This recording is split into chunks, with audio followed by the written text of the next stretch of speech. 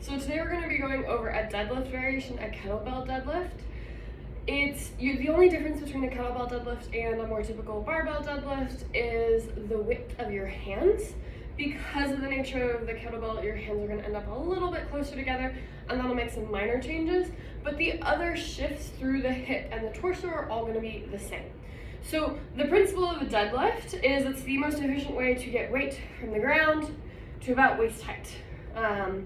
So what you want to think about with a traditional kettlebell deadlift is you're going to have soft bend in your knees.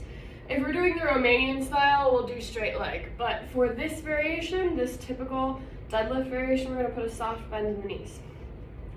The main principle of a deadlift is the hips moving backwards. So it's not that I'm rounding through my spine to get down, it's that I'm keeping my knees in the same place, I'm sending my hips backwards, and then from here, I push up. So what you want to think about is really noticing this motion forward and backward in space, not the knees squatting, because the squat is knees and hips moving. I want knees stay fixed, hips go back. So it's a hip hinge. And the other thing that I want you to think about is keeping your ribs and your core closed or engaged. So I don't want any of this like flared nonsense here. I want your ribs down. And I also don't want your shoulder blades super far back, because see how that pops my ribs open? Instead, I do want them engaged, right, working, but not so far back that your ribs pop.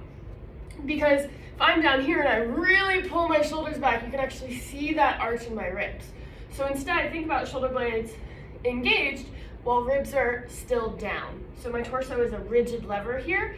I got that soft bend in my knees, and then I'm gonna push my pelvis forward in space.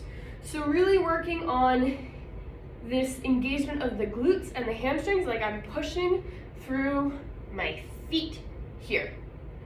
And you'll notice that I am keeping my elbows wrapped in so that my shoulder blades and rotator cuff can engage better. Keeping that rigid lever, keeping that weight close to me. You can almost see that I'm pulling it a little in towards me.